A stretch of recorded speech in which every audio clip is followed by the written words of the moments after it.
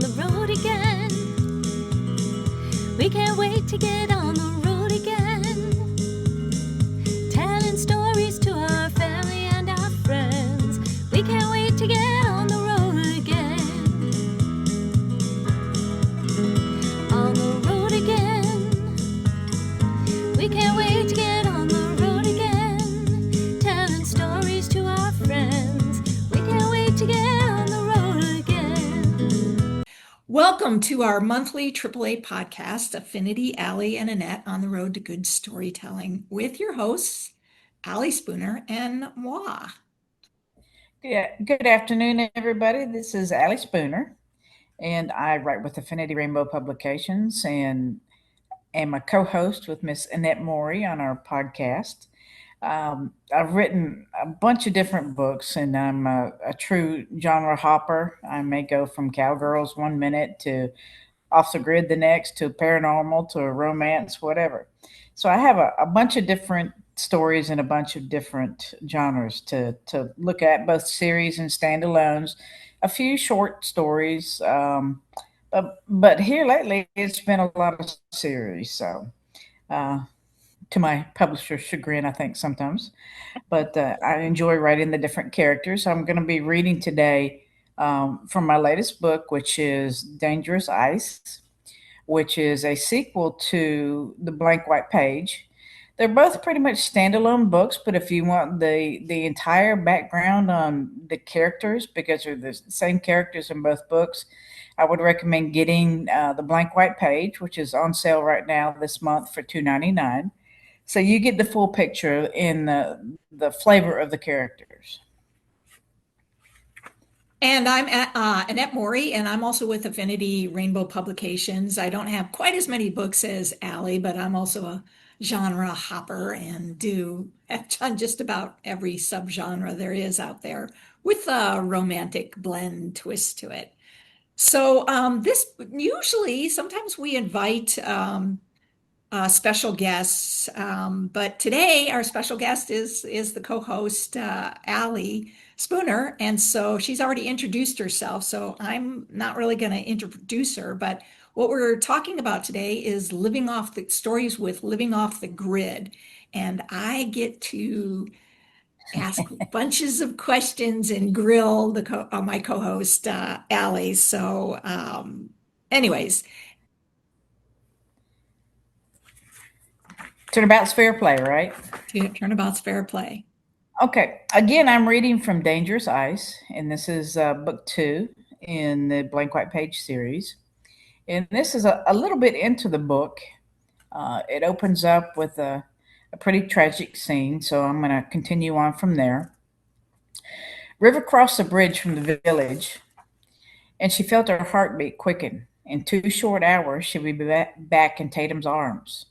She was tempted to go heavy on the throttle to get home quicker, but there were still dangers she would need to be careful to avoid on the trail.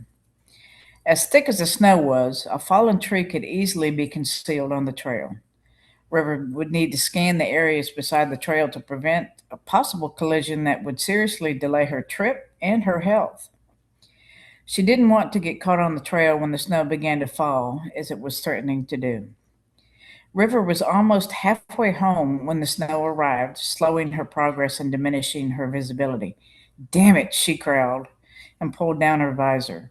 The heated helmet had been a brilliant idea, keeping her head warm as she slogged through the thick snow. As she feared, a small tree had fallen, and she had to stop to remove it from the trail.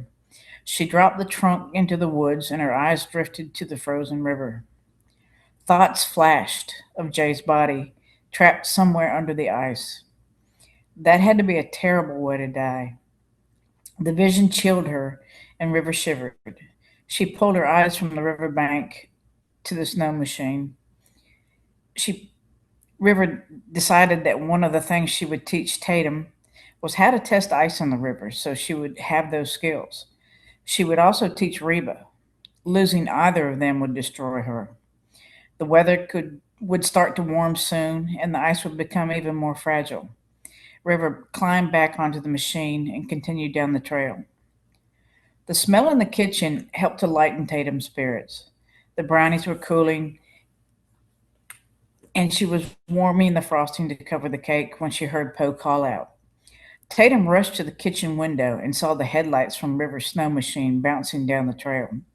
Yes, she cried, grabbing her coat before rushing out to meet River. River had pulled the machine into the shed, picked up her bags, and rushed towards Tatum. She dropped the bags in the sled and ran to meet Tatum. River took Tatum in her arms and kissed her hungrily. Tatum's body was rapidly cooling from the falling snow, so River broke the kiss. So happy to be home. Let's get inside before you freeze. Tatum grabbed the bag and took River's hand as they walked quickly to the cabin. I'm glad you're finally here. Hey, Poe, River said as they climbed under the porch. I'm surprised you haven't coaxed him inside the house. It's not for a lack of trying. We compromise, and I place a hot water bottle under Poe's rabbit pelts before bed. That was smart. River pushed the door open and closed it behind them. It's toasty warm in here, River said. She dropped her bag by the door and pulled off her coat. Tatum pulled her close and frowned when she saw the injury to her cheeks. What happened? It's a long story. Can we have some coffee and I'll fill you in? River asked. She sniffed the air and looked at the pan of brownies on the counter. Maybe a brownie? I'm suddenly hungry. Take a seat and I'll make us some coffee. She handed the brownie pan to River with a knife and 2 plates. Eat all you want. I have a cake for dessert tonight. Do we still have milk? Yes, love, we do. I got a gallon thawed out. River cut a large slice of brownie and took a bite. Oh my goodness, these are heavenly. I was trying to stay busy this morning while I waited for you. Mom, Reba, and Sonia send their love. I promised them we would visit for a few days next week after I rested for a while. That will be fun, Troy. That would be fun. Troy called this morning. Everything okay? He was calling to tell us that he would start pilot school next month. That's fantastic news. I know Troy must be on cloud 9. Tatum nodded. He also shared the bad news from the village that one of the kids fell into the river under the ice. They called Erica to be on the lookout for his body. Tatum saw River flinch at that statement. Did you know about the accident? Unfortunately, about an hour from the village yesterday, I saw headlights from a snow machine flying across the river. It was a young man named Jay. He was barely 16. He must have hit some overflow ice on the river, and he was thrown into the water. Tatum saw tears begin to fall. I couldn't reach him in time. He surfaced once, flailing in his arms before the strong current caught him and pulled him under the ice. When I reached the river, I swept snow away with my hands, but I couldn't see through the thick ice. He was nowhere to be seen. I searched for an hour, but couldn't find any sign of him. Is that where you got the burns? A mild case of frostbite. I wasn't aware of until Nikita pointed it out. I've been treating it with some ointment. I am so sorry you had to experience that, but I know you did everything possible to save him. I was too late. It's still doubtful he would have survived even if I could have reached him in time, but at least Jay's mother would have had a body to bury. That's got to be a horrible for a mother, not having any real closure.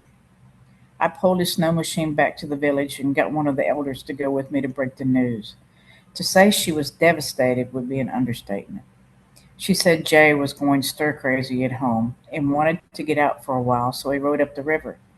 I don't know why he wasn't on the trail unless he thought he could go faster on the river.